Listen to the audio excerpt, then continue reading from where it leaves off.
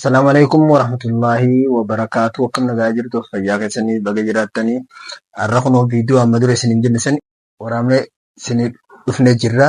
Akkaataa waa'ee gadaamessaarraa shamarran gadaamessi bakka 11tti dhukkuba. Inni takkaffaan dhiigni irraa xiqqaachuudha. Akkana jechuun halluun dhiigaa diimachuudha.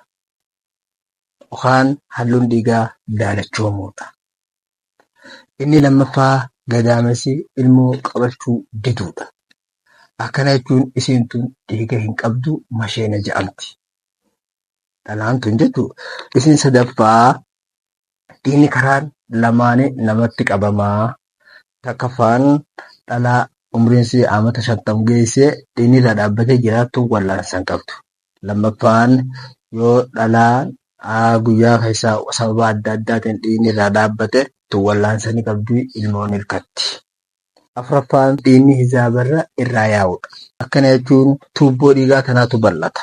Lammaffaan dhiigni kun hizaabarra finiineeti hedduu irraa yaa'a. Dhiigni namaa kun ni finiina. Sadaffaan takka dhiigni ni qallata. Dhiiga namaa kanaatu qallata haphataa jechuudha. Afuraffaan takka dhiigni hizaabarra itti guddateeti dhiigni guddatee qaama namaa kana bana. Afaan tuubboo kanafaa yookaan hidda keessa yaa'u kana baneeti dhiigni hedduu irraa yaa'a. Hizaabarra irraa yaa'a jechuudha. Inni shanaffaan gadaamessi ni hudhama. Akkana jechuun gadaamessi namaa kun gaggabaa wajjin wal fakkaatu. Shamarran hin heeruminis ni dhufoonnoo kun. Akkana jechuun dhalaan hoggus ni gaggabdi. Lalloocii itti fida. Gadaamessi kun. Onnees ni ida'ata. Surri yookaan sammuu namaatis ni ida'ata.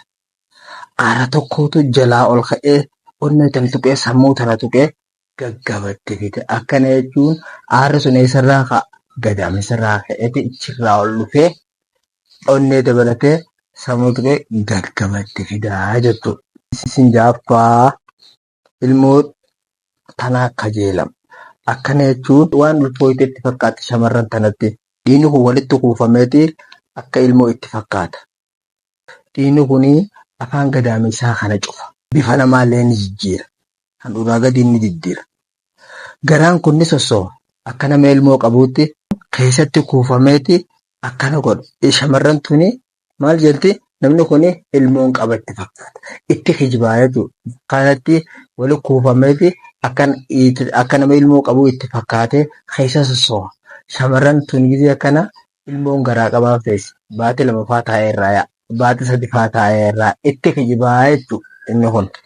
Akkasitti inni 7ffaa ulfi namarraa bahudha. Sababaan ulfi yookaan ilmoon namarraa ittiin baatu maali yoo jenne namni kun yoo kufe ilmoon irraa baati. Dhahinarraayis ilmoon namarraa baati. Ispoortii hizaabarraa baate utaalloo jajjabduurraayis ilmoon namarraa baati. Dugda duubaanis hedduu hizaabarra lafa dha'uunis ilmoon namarraa baati. Ilmoofaan yoo garaa keessatti illee nama duute namarraa baati jechuudha. 8ffaa dhalti namatti jabaachuu. Akkana jechuun ilmoon ni sossooti. Sossoo'insa jabaa jechuudha. Gadaamessi ni bal'ata. Ciniinsuu saniif. Ilmoon hobbaatii wajjinis ni baati. Ciniinsuun gisee namatti jabaatte ilmoon hobbaatii jalaa ni hafti. Ilmoon tun jechuudha. Isin saylaffaa gadaamessi namaa ni iitawaasi. Ni madaawaasi. Maalirraa yoo jenne dhahinarraas ni dhufa wanna kun. Gadaamessa irratti yoo kufteesi wanni kun namarraa ni gahaa jechuudha. Dhibeen kun dhiigni yoo sirraa hin baanes ni dhufti itti tun yookaan madaan tun. Dhalti namatti qabamurraas ni dhufti jechuudha. Inni 9ffaa hoyxoo yookaan cittoo finniisa qaba gadaamessi namaa kun. Akkana jechuun finniisni oowwaan kuni safraayii jennaan itti addootuudha. Yookaan dhiiga biicaa tokko irraa dhufa. Yookaan ammaas inni 2ffaa irratti waan akka eelaa wal harkisuutu namarraa yaa'a. Waan adii akka furrii jaan kun waan shurufkaa qabaafaa. Isin 11ffaa baasureetuu gadaamessa namaa keessatti bahaa jechuudha. Sababaa 11 kanatti gadaamessi namaa dhukkuba. Rakkoo 11 kana qabaa jechuudha shamarranitti gadaamessi keessan.